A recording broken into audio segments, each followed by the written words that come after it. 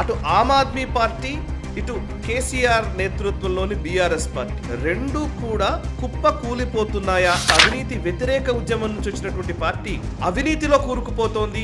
Liquor కుంభకోణం బయటకు వచ్చి రావడంతో తెలంగాణ రాష్ట్ర సాధనే లక్ష్యంగా ఏర్పడినటువంటి తెలంగాణ రాష్ట్ర సమితి అనేక పోరాటాలు, అనేక ఉద్యమాలు చేసి మొత్తానికి తెలంగాణ సాధించుకున్నాము అని చెప్పినటువంటి తెలంగాణ రాష్ట్ర సమితి ఆ తర్వాత కాలంలో పూర్తిగా కవిత మాట్లాడిన విషయాల్లో, ఆమె మాట్లాడిన విషయాలన్నీ కూడా గత 10-12 సంవత్సరాలుగా అయితే బీఆర్ఎస్ మౌనం దేనికి సంకేతం? నాయకులు ఎవ్వరూ కూడా కవిత గురించి అస్సలు మాట్లాడట్లేదు. ఎందుకు మాట్లాడట్లేదు? ఒకవేళ మాట్లాడితే నమస్తే, వెల్కమ్ టు రైట్ యాంగిల్. 2 రోజుల వ్యవధిలో 2 కీలక పరిణామాలు చోటు చేసుకున్నాయి. ఒకటి, ఆమ్ ఆద్మీ పార్టీ రాజ్యసభ ఎంపీలు 7 బీజేపీలో చేరారు. మరొక వైపు తెలంగాణలో మరో కొత్త పార్టీ పొరుడు పోసుకుంది. దాని పేరు టీఆర్ఎస్, అంటే తెలంగాణ రాష్ట్ర సేనగా నామకరణం చేస్తూ కొత్త పార్టీ పేరుని ప్రకటించారు కల్వకుంట్ల కవిత. సరే, ఈ 2 అంశాలకు వేరువేరు అంశాలు కావచ్చు కానీ బట్ రెంటికి ఒక సారూప్యత కూడా ఉంది. అందులో మేజర్గా లిక్కర్ కుంభకోణానికి సంబంధించినటువంటి అంశం. ఒకటి, లిక్కర్ కుంభకోణం ఢిల్లీలో జరిగింది. ఢిల్లీ ముఖ్యమంత్రిగా ఉన్నటువంటి అరవింద్ కేజ్రీవాల్ని అరెస్ట్ చేశారు. అండ్ అదే సమయంలో ఆ లిక్కర్ కుంభకోణంలో కీలక పాత్ర వహించిందన్న అభియోగాల మేరకు కల్వకుంట్ల కవితను కూడా గతంలో అరెస్ట్ చేశారు.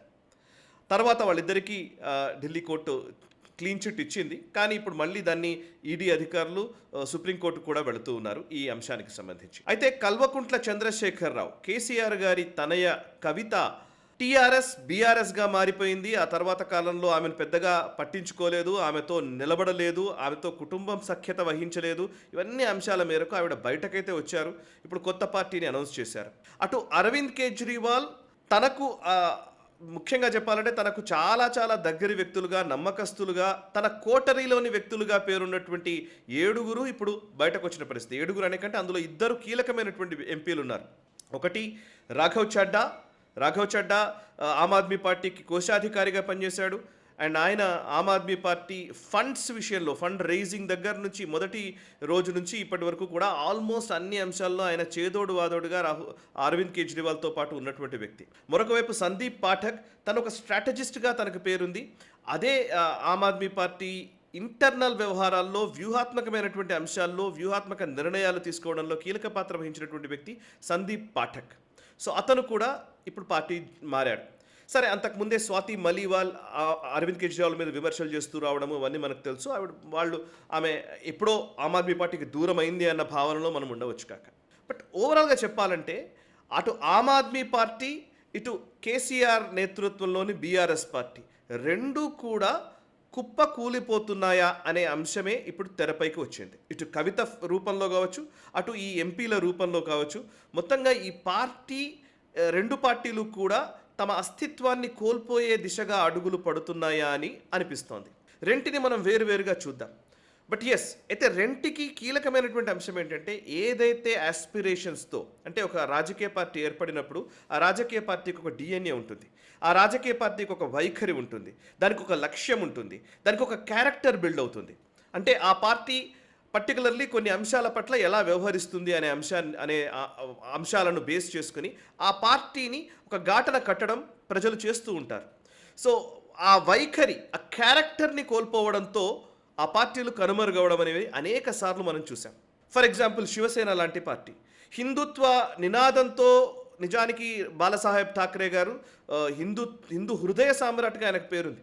అట్లాంటి వ్యక్తి తనయుడు ఉద్ధవ్ ఠాక్రే హయాంలోకి వచ్చిన తర్వాత సోనియా గాంధీని విపరీతంగా విమర్శించినటువంటి బాల్ ఠాక్రే కొడుకు అదే సోనియా గాంధీ లేదా రాహుల్ గాంధీతో జతకట్టిన విజువల్స్, లేకపోతే కాంగ్రెస్తో జతకట్టినటువంటి విధానము, అండ్ శివసేన తన ఐడియాలజీనే మార్చుకుంటోందా, తన సెక్యులర్ పంథాలోకి తాను వెళుతున్నారా హిందుత్వ మూలాల నుంచి అని అందరూ అనుకోవడంతో ఒక్కసారిగా ఇప్పుడు శివసేన ప్రాభవం పూర్తిగా కోల్పోతున్నటువంటి పరిస్థితి మనం ఇక్కడనే చూస్తూ ఉన్నాం. అలాగే ఏదైతే క్యారెక్టర్, అంటే ఇప్పుడు ఆమ్ ఆద్మీ పార్టీ ఏర్పడడమే అవినీతి వ్యతిరేక ఉద్యమం అనే ఒక గొప్ప ఉద్యమం నుంచి పుట్టింది. అన్నా హజారే నేతృత్వంలో యూపీఏ ప్రభుత్వం ఉన్నప్పుడు జంతర్ మంతర్ దగ్గరికి వచ్చి ఆయన కూర్చుంటే కొన్ని వేల మంది, లక్షల మంది, కోట్ల మంది అన్నా హజారే ఉద్యమం విజయవంతం కావాలని కోరుకున్నారు. అన్నా హజారే అవినీతి వ్యతిరేక ఉద్యమంలో కీలకమైనటువంటి వ్యక్తులు అనేక మంది పాల్గొన్నారు.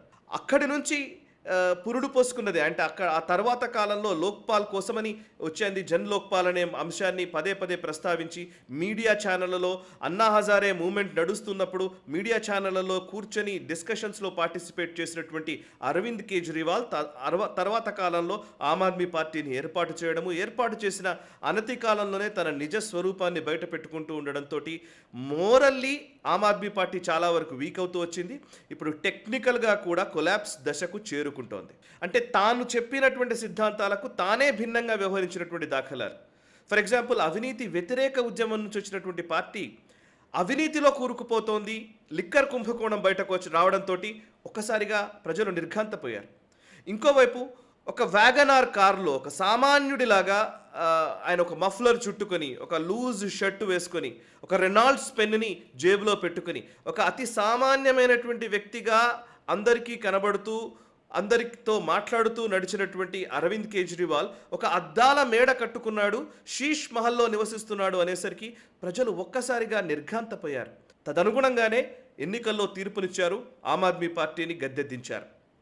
సో తెలంగాణ విషయంలో కూడా అదే జరిగింది. తెలంగాణ ఉద్యమ ఆకాంక్షల కోసం వచ్చినటువంటి పార్టీ, తెలంగాణ రాష్ట్ర సాధనే లక్ష్యంగా ఏర్పడినటువంటి తెలంగాణ రాష్ట్ర సమితి అనేక పోరాటాలు, అనేక ఉద్యమాలు చేసి మొత్తానికి తెలంగాణ సాధించుకున్నాము అని చెప్పినటువంటి తెలంగాణ రాష్ట్ర సమితి ఆ తర్వాత కాలంలో పూర్తిగా ఫక్తు రాజకీయ పార్టీగా మారడము అండ్ తెలంగాణ ఆస్పిరేషన్స్ని పట్టించుకోకపోవడము, ఇవన్నీ కూడా ప్రజలు గమనించారు.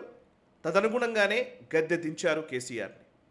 సో ఇప్పుడు ఆ గద్దె దిగడం అయిపోయింది, కానీ పూర్తిగా కొలాప్స్ దిశగా అడుగులు పడతాయా అనంటే కనుక నిజమేనేమో అనిపిస్తోంది. ఎందుకంటే కల్వకుంట్ల చంద్రశేఖరరావు గారి కూతురైనటువంటి కవిత మాట్లాడిన విషయాల్లో అఫ్కోర్స్ ఆమె సక్సెస్ అవుతుందా లేదా, ఆ పార్టీ విజయవంతం అవుతుందా లేదా కంటే కూడా ఆమె మాట్లాడిన విషయాలన్నీ కూడా గత 10-12 సంవత్సరాలుగా తెలంగాణలో నానుతున్నదే. కేసీఆర్ ఫామ్ హౌస్కు పరిమితమయ్యాడని, లేదా ఉద్యమ ఆకాంక్షలతో వచ్చినటువంటి ఈ ప్రభుత్వము, ఉద్యమం ద్వారా వచ్చినటువంటి ప్రభుత్వం ఉద్యమకారులకే అన్యాయం చేస్తోందని, ఇంకా చెప్పాలంటే ఆయన అవినీతిలో కూరుకుపోయారని, అవినీతి పరులకి అండగా నిలుస్తున్నారని, అండ్ తెలంగాణ ఆకాంక్షలని పణంగా పెడుతూ ఆంధ్ర వాళ్ళకే ఎక్కువగా కాంట్రాక్ట్లు ఇస్తున్నాడని, ఇట్లా అనేక విమర్శలు చాలా వరకు వచ్చాయి.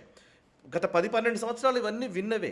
అండ్ ఇవాళ వాటిని స్వయంగా కేసీఆర్ కూతురు కవిత చెప్పడంతో దానికి ఇంకా లెజిటమసీ పెరుగుతున్నట్టుగా కనబడుతోంది.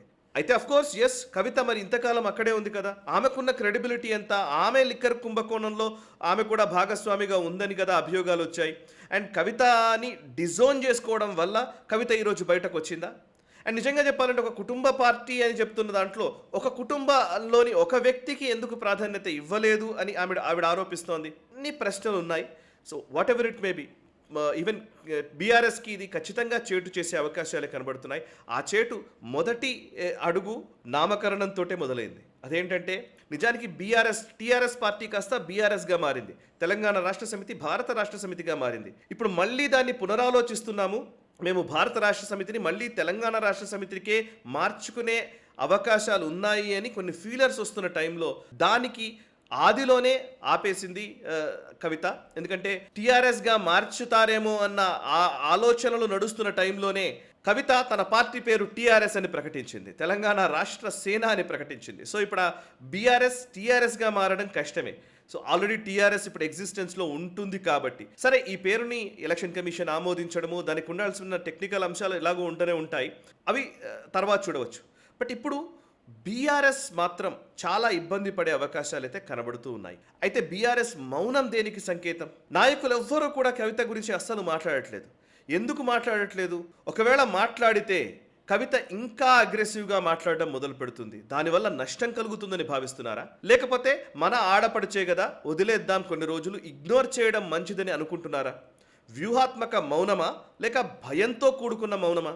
ఇది తెలియాల్సి ఉంది. అయితే కవిత ఇంకొక అంశాన్ని కూడా లేవదీశారు. ఇక్కడ ఏంటంటే ఈ టీఆర్ఎస్ అనే పార్టీ, కవిత ఏర్పాటు చేసినటువంటి పార్టీ బడుగు బలహీన వర్గాల కోసం పనిచేస్తుంది, సామాజిక న్యాయం కోసం పనిచేస్తుంది అని చెప్పారు. బలహీన వర్గాల కోసం పనిచేస్తుందని చెప్పినటువంటి కవిత అదే సభలో ఇంకో వ్యాఖ్య కూడా చేశారు. ఖచ్చితంగా నేను ముఖ్యమంత్రిని అవుతాను అని ప్రకటించారు. బడుగు బలహీన వర్గాలకు న్యాయం చేస్తానని చెప్పిన కవిత గారు మరి ముఖ్యమంత్రి పదవిని ఆవిడే ఎందుకు కోరుకుంటున్నట్టు, ముఖ్యమంత్రి కావడం కోసమే పార్టీ అని అంటే అది వేరే విషయం. సో ఇప్పుడు ఒక కేసీఆర్ కుటుంబంలో కేసీఆర్ నుంచి కేసీఆర్ కొడుకు కేటీఆర్కు చెందుతుందా, లేదా కవితకు ఆ లెగసీ వస్తుందా, ప్రజలు నిర్ణయిస్తారు. తెలంగాణ ఉద్యమానికి ఊపిరులూదినటువంటి తెలంగాణ ప్రజలు కవితను ఆదరిస్తారా, ఆశీర్వదిస్తారా అనేది కాలం నిర్ణయిస్తుంది. అటు ఆమ్ ఆద్మీ పార్టీ నుంచి బయటకు వచ్చి భారతీయ జనతా పార్టీలో చేరినటువంటి ఈ బీజేపీ ఎంపీలుగా మారినటువంటి రాఘవ్ చడ్డా తదితరులు ఆమ్ ఆద్మీ పార్టీకి ఎంత మేర నష్టం చేయగలరు అనేది కూడా మనం చూడబోతున్నాం. సో ఏది ఏమైనా ఒక డిఎన్ఏతో మొదలైనటువంటి పార్టీలు ఒక డిఎన్ఏకి విరుద్ధంగా ఆ వైఖరికి విరుద్ధంగా వ్యవహరించినప్పుడు ఆ పార్టీల అస్తిత్వానికే సమస్య వస్తుంది, ప్రమాదం కలుగుతుంది. ఆ అస్తిత్వమే ఈరోజు ప్రశ్నార్థకమవుతుంది అనడానికి ఈ రెండు పార్టీలు ఉదాహరణగా ఉన్నాయి. సరే, రానున్న కాలంలో ఎవరి వైపు ప్రజలు నిలబడతారు, ఎవరికి పట్టం కడతారు, ఎవరిని నిర్దాక్షిణ్యంగా నిర్ద్వంద్వంగా బయటకు తరిమేస్తారు అనేది కాలం నిర్ణయిస్తుంది. తెలంగాణ ప్రజలు లేదా దేశ ప్రజలు నిర్ణయిస్తారు. మీ అభిప్రాయాలు కూడా తెలియజేయండి కమెంట్స్ ద్వారా. ఈ వీడియో నచ్చితే లైక్ చేయండి, 10 మందికి షేర్ చేయండి. మనసా వాచా కర్మణ, దేశహితం కోసం నేషనలిస్ట్ హబ్. ఈ వీడియో మీకు నచ్చినట్టయితే లైక్ చేయండి, 10 మందికి షేర్ చేయండి. అలాగే కామెంట్ల రూపంలో మీ అభిప్రాయాలను మాతో పంచుకోండి. Nationalist hub group of channels ను సబ్స్క్రైబ్ చేసుకుని తెలుగునాట జాతీయవాద జర్నలిజాన్ని ప్రోత్సహించండి. ఈ వీడియో కింద ఉన్న బెల్ ఐకాన్ పై క్లిక్ చేయడం మర్చిపోవద్దు.